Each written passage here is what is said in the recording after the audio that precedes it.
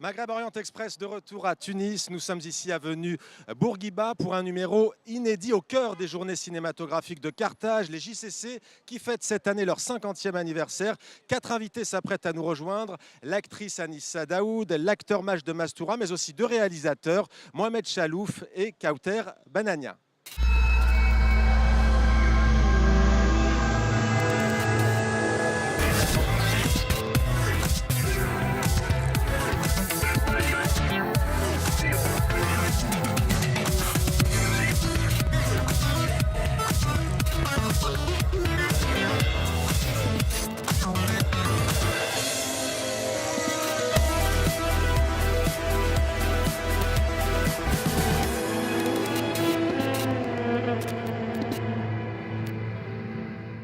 Merci d'être avec nous ici, avenue Bourguiba, dans la capitale tunisienne. L'avenue Bourguiba, l'un des lieux emblématiques de la Révolution de 2011.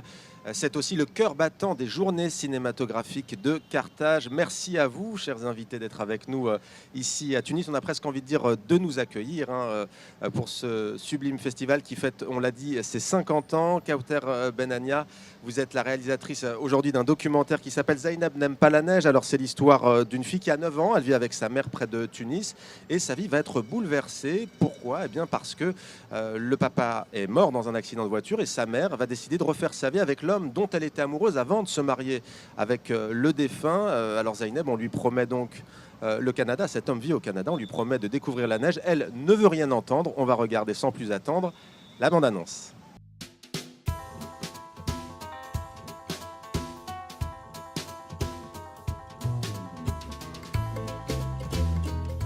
لقد كتبت هذه الكلمات لأودعكم لأنني سأسافر مع أمي وأخي لبلاد بعيدة.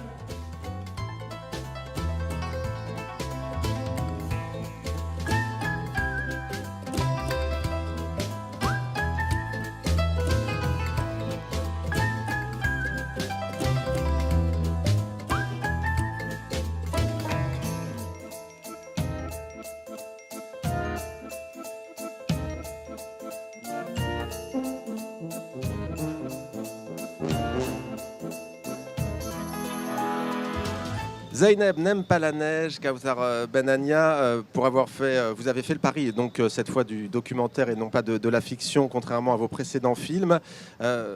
En quoi, selon vous, est-ce intéressant ? Et d'abord, peut-être pourquoi avoir choisi de raconter une histoire, cette vie de famille en pleine mutation ?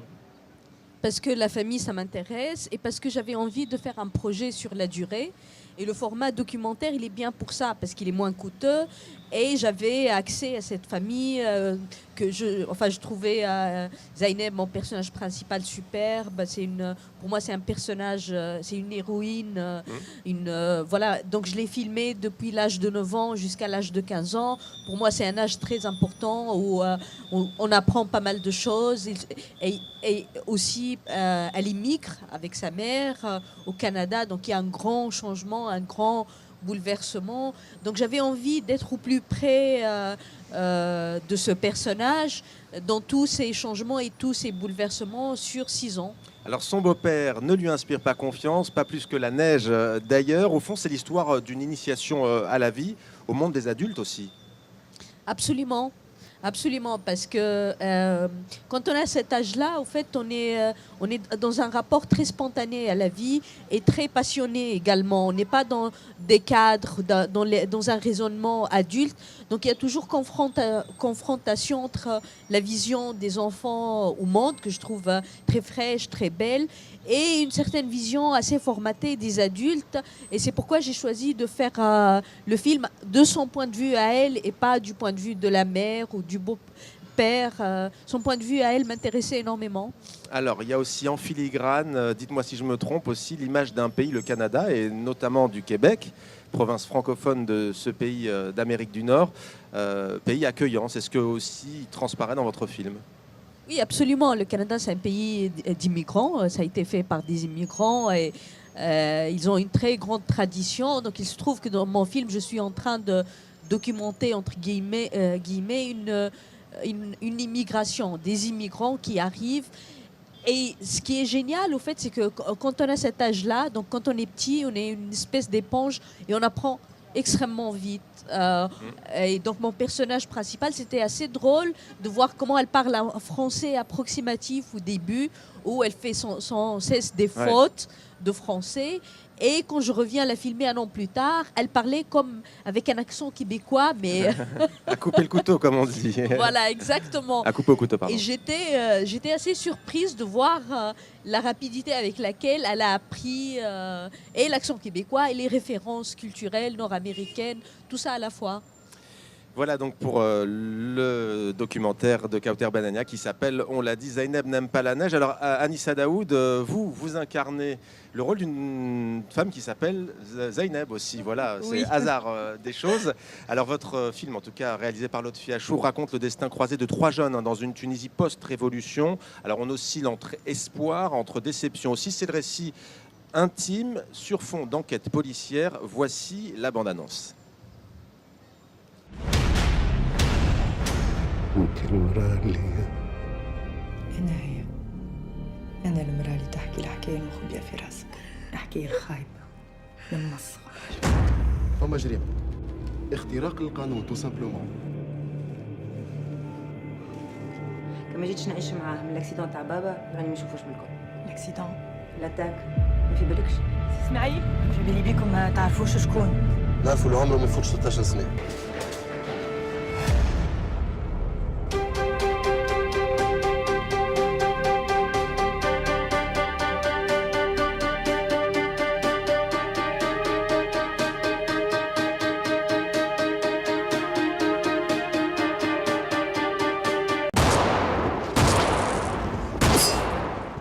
Anissa Daoud, Demain dès l'aube, c'est au fond l'histoire d'une amitié naissante entre ces jeunes. Oui, c'est l'histoire d'une amitié improbable entre donc 2 jeunes femmes et un adolescent que rien ne prédisposait à se rencontrer et qui, à la faveur d'une nuit exceptionnelle, qui est la nuit du fameux 14 janvier 2011, se rencontrent et vivent un événement traumatique qui va changer leur destin. 3 ans plus tard, ils pensaient avoir laissé derrière eux cet événement et en fait, voilà, ça revient les hanter et elles sont toutes deux, les 2 personnages féminins, balancés dans une quête qui va les faire se réinterroger sur elles-mêmes et sur leur pays. Alors il y a aussi avec vous Doria Achour qui incarne Elissa. Et Ashraf Ben Youssef, dont c'est le premier rôle. Voilà, c'est les 3 principaux rôles de ce film. Anissa Daoud, vous parliez de fantômes. En quoi justement c'est aussi un film sur les fantômes qui hantent la Tunisie depuis maintenant presque 6 ans, disons-le. En fait, on n'a pas eu de justice transitionnelle du tout, donc plein de questions n'ont pas été posées. Il fallait remettre une autorité, vite remettre un système en marche. Et tout comme aujourd'hui, il faut très vite passer à la réconciliation sans ouvrir les dossiers. Il y a eu ça, et puis on reparle de quelque chose qui n'a pas été beaucoup abordé dans nos médias ici, ni même de l'autre côté de la Méditerranée, qui sont ces fameux procès de la Révolution. C'est-à-dire qu'à un moment donné, il y a 3 ans après la Révolution à peu près, il a commencé à y avoir une vague de procès qui a touché surtout les jeunes des quartiers populaires et des régions. Ces jeunes à qui on doit notre liberté, qui ont payé le prix du sang souvent. En fait, ce qu'on voulait, c'était vraiment mater l'esprit de rébellion, cet esprit de révolte, cette possibilité qu'il y ait de la subversion et qu'un jour, on puisse dire non à nos dirigeants. Alors que on a très vite compris, et les Tunisiens ont très vite compris, que la démocratie, c'est pas simplement l'automatisme des urnes, c'est d'abord être capable d'avoir un esprit critique, d'avoir un 4e pouvoir, d'avoir une justice indépendante, c'est des tas de choses. Et cet esprit de subversion, cette culture de la rébellion, c'est quelque chose qui est absolument à préserver. C'est très très rare dans le monde de voir cela dans un grand festival de cinéma. Les films ici, de nombreux films en tout cas, sont projetés dans plusieurs prisons où des femmes détenues ont pu assister à la projection près de Sousse du film Fleur d'Alep qui parle de la radicalisation d'un adolescent qui part en Syrie et donc du désarroi de sa mère qui est incarnée par l'actrice tunisienne End Sabri. Nous sommes allés à sa rencontre, nous lui avons demandé en quoi était-ce pertinent selon elle de projeter des films au sein même des lieux de privation de liberté. Voici sa réponse.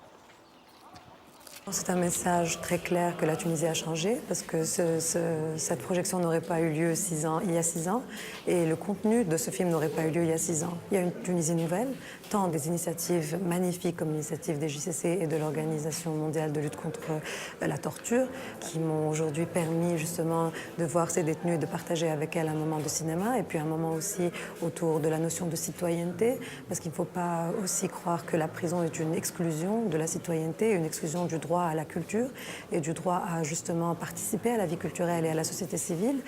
Et le contenu du film est nouveau aussi et je pense qu'il est très très important aujourd'hui dans cette Tunisie nouvelle parce que justement nous avons plus de 3000 familles tunisiennes qui ont été touchées par ce phénomène justement. Leurs enfants sont partis en Syrie. Personne n'est à l'abri aujourd'hui dans cette Tunisie ou même dans le monde. Personne n'est à l'abri de ce genre de lavage de cerveau et de ce genre de polarisation justement, de radicalisation. Plusieurs films donc projetés dans les prisons et d'ailleurs Majd Mastoura qui est avec nous, lui aussi s'apprête à se rendre dans une prison pour diffuser le film Hedi dans lequel il incarne le personnage principal. Majd Mastoura, vous avez reçu le prix du meilleur acteur, Ours d'argent, donc à Berlin en Allemagne. C'est l'histoire donc Hedi de cet homme, un près de Kérouan. Il est commercial, un jeune homme sage et réservé qui vit pour faire plaisir, disons-le, à sa famille et en particulier à sa mère. Son pays est en pleine mutation. Il reste soumis, lui, aux conventions sociales. On va regarder tout de suite la bande-annonce du film Hedi réalisé par Mohamed Benatia. ما عادش صغير باش تعمل عائلة راه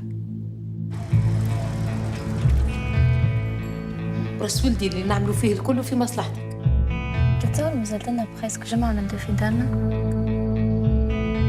ثبتها بالفايدة بريد سخانة قعدت ندور بعد 5 باش نروح براسلك جدة كل يوم نافيت مهدية قروية انتو كانت تقدمها خير من تونس.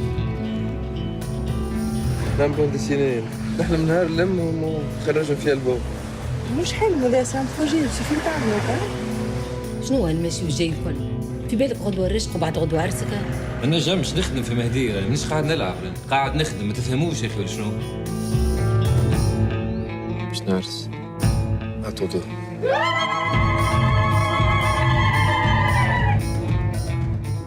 Majd Mastoura, le cinéma aborde souvent la question de la condition des femmes, notamment dans les pays arabes, mais pas seulement, et rarement celui des hommes. Diriez-vous que Hedi, c'est avant tout un film sur la condition masculine? La question peut surprendre et faire sourire comme Anissa. Oui, oui, je le pense. On peut dire peut-être, je sais pas, j'ai pas fait de statistiques, mais on peut dire que l'homme est minoritaire quoi, dans le cinéma tunisien. Et on voit, je pense, rarement des hommes qui sont faibles et des femmes qui sont puissantes, qui dirigent, qui ont dans leurs mains le destin d'un homme. Et c'est le cas dans ce film. Donc Hedi, c'est un personnage très réservé, timide, à la limite de l'autisme un peu, et qui vit avec sa maman, qui est une mère très puissante, qui lui impose des choix de vie qu'il lui a trouvé une épouse, par exemple. On ne le sait pas exactement. On sait qu'il n'est pas fou amoureux d'elle, mais on n'est pas sûr qu'elle est imposée. Je pense plutôt c'est un mariage parce qu'il faut se marier. À un moment donné de sa vie, il faut se marier. C'est une fille qu'il a rencontrée. Parce qu'il la déteste pas non plus. Il n'est pas forcé. Mais c'est justement l'amour qui va faire basculer sa vie. Justement. Et à une semaine, à quelques jours en fait de son mariage, il rencontre une très belle fille qu'incarne la magnifique actrice Nim Ben Massaoud. Et donc cette rencontre, il tombe amoureux d'elle. Et cette rencontre bouleverse sa vie sur tous les plans. Qu'est-ce que ça apporte selon vous de partir? On a vu le documentaire de Kauter Banania, on a vu aussi la fiction avec le film Demain dès l'aube dans lequel joue Anissa Daoud. Qu'est-ce que ça peut apporter de partir de la petite histoire pour raconter, pas forcément tout le temps la grande histoire, mais pour mieux parler d'un pays, peut-être sortir de l'actualité, de ce rythme effréné et justement de raconter au fond une vie de famille? Parce que c'est ça la vie je pense, c'est ça la vie d'une d'une société. C'est l'ensemble des individualités dans leur propre vie, dans leurs histoires d'amour, dans leur déception personnelle, dans leur joie personnelle, etc. Et c'est parce que c'est aussi ça le récit d'une société, c'est l'influence de cette révolution sur les petits rapports très intimes, sur l'amour, sur les rapports de famille, sur les rapports professionnels, tout quoi, ouais. tous ces micro-réseaux dans la société qui sont influencés par cet événement gigantesque qu'est la révolution. C'est là en fait la vraie manifestation de la révolution, c'est dans tous les jours, dans les rapports quotidiens. Et c'est pour ça dans l'intime, et puis le cinéma n'est fait que d'intime, qu'il soit documentaire ou qu'il soit fictionnel. Et c'est pour ça d'ailleurs, vous parlez d'intime, qu'on a choisi d'être ici au cœur de l'avenue Bourguiba. Vous apercevez notamment au cours de l'émission le tramway vert, célèbre tramway vert de Tunis, le métro. Il y a aussi donc les passants qui sont là autour de nous. Aujourd'hui, Mohamed Chalouf, c'est un plaisir de vous avoir parmi nous. Vous êtes cinéaste et votre documentaire retrace le portrait d'un grand homme tunisien qui s'appelle Tahar Sharia. C'est non seulement le fondateur des Journées cinématographiques de Carthage, mais c'est aussi le père du panafricanisme cinématographique. Votre documentaire s'appelle Tahar Sharia à l'ombre du baobab. On va regarder sans plus attendre un extrait. On va donner la parole à ce grand monsieur qui est Tahar Sharia. Regardez ce qu'il disait. Ils n'étaient pas nombreux ceux qui croyaient que ça avait un sens. Je vous dirais que la Tunisie, par exemple, en 66, quand on a organisé les premières JCC, n'avait encore réalisé aucun long métrage, ça n'existait pas. Il y avait juste quelques courts métrages d'information, c'est tout. Et en Afrique noire, par exemple, à cette époque, il n'y avait qu'un seul long métrage de qualité, c'est La Noire 2. C'était pratiquement, à part le cinéma égyptien, donc il n'y avait pas grand-chose en Afrique. Prétendre faire un festival international du cinéma africain à cette époque, c'était une sorte d'utopie. Mais il y a eu des circonstances favorables internes, purement tunisiennes, qui étaient pour les manifestations culturelles, les multiplications.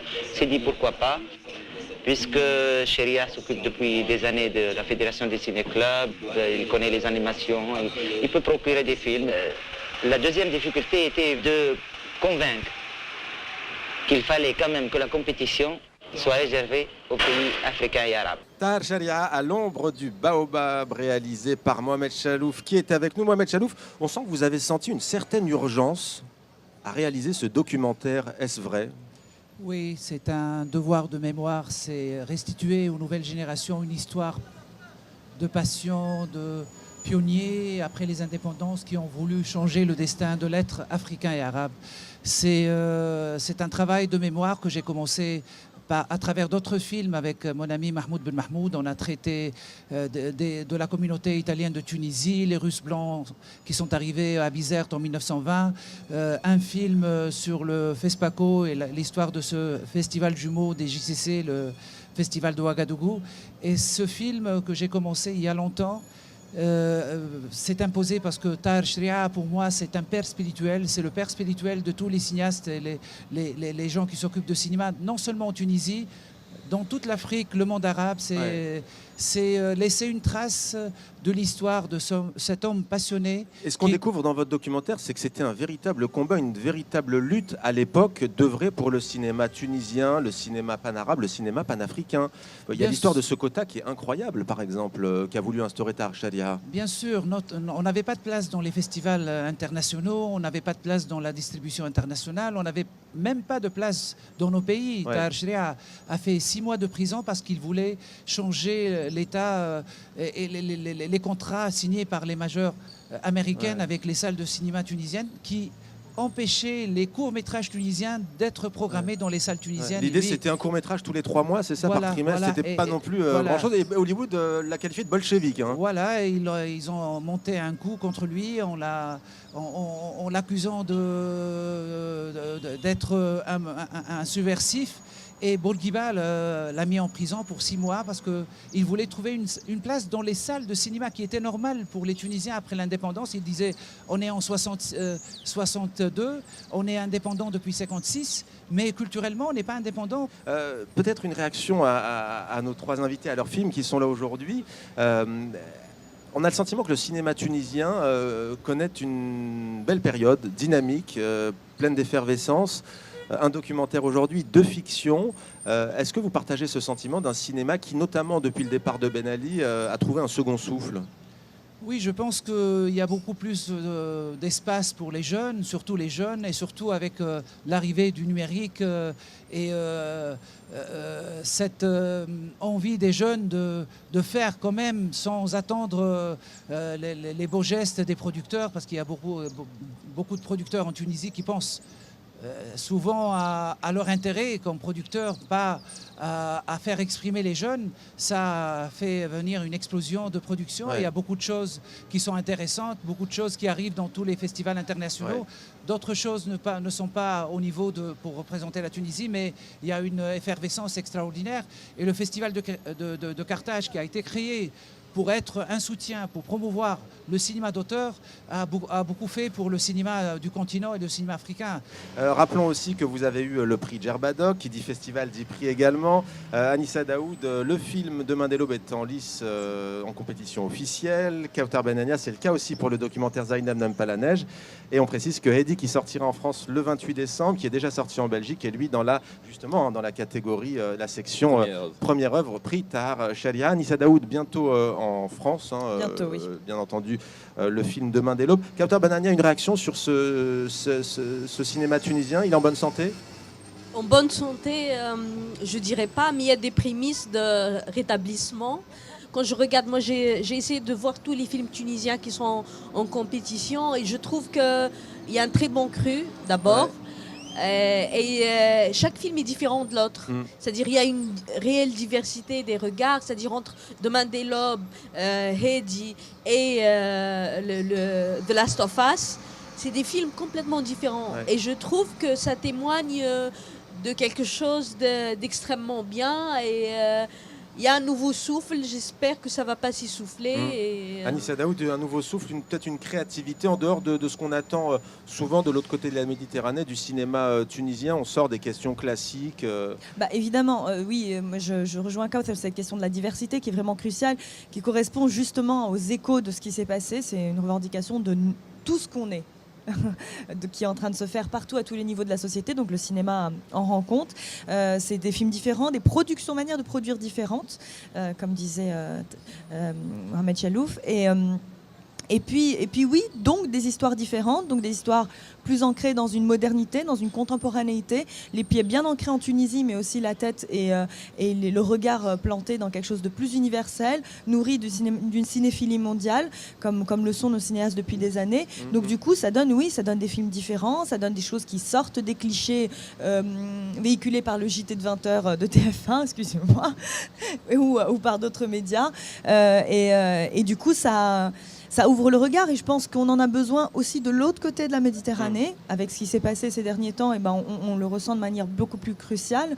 Je pense qu'on a besoin les uns des autres, on a besoin du cinéma des uns des autres parce qu'il faut que nos sociétés communiquent. On n'est plus dans un monde cloisonné, les problématiques s'entrecroisent, c'est mon grand leitmotiv, je le sais, j'arrête pas de le dire et notamment sur votre antenne. Ouais. Mais on aime bien Maghreb Express, la connexion. Il y a vraiment urgence, et notre cinéma en ce moment, cette effervescence, cette jeune génération qui est en train de casser toutes les assignations identitaires et culturelles qu'on lui a imposées, ça fait du bien, oui, c'est sain. Et d'ailleurs, ça semble fonctionner, si je puis dire, Majd Mastoura. On vous voit, d'ailleurs, vous quatre, un peu partout aussi, de l'autre côté de la Méditerranée. On vous a vu, vous, à Berlin. On voit Kautar Benania, Anissa Daoud, à Namur, à Namur, au Canada, enfin, un peu partout dans le monde, au fond. Notre fille était en compétition officielle à Cannes. À Cannes, au festival de Cannes. À Dubaï également aussi. On vous à Venise, le film de Aladdin Slim. Oui.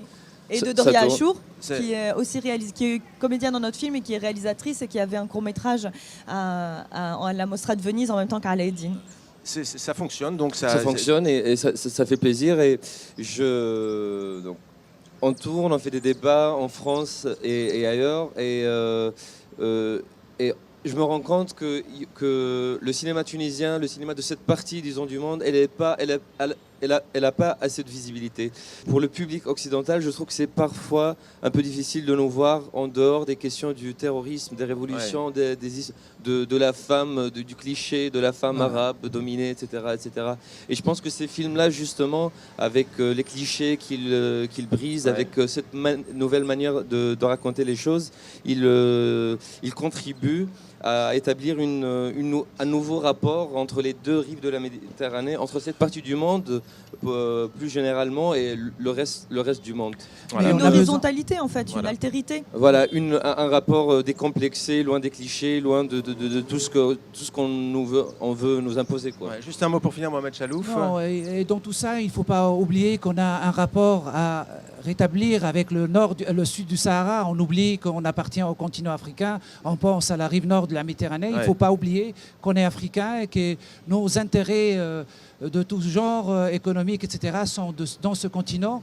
Et un regard nouveau sur le sud du Sahara s'impose parce que Tahar Shria avait des rapports privilégiés avec ses frères, ce n'est pas des amis, ses frères du Sénégal, d'Afrique du Sud, etc. Il ne faut pas oublier ça, il ne faut pas se perdre dans notre regard vers la rive nord de la Méditerranée.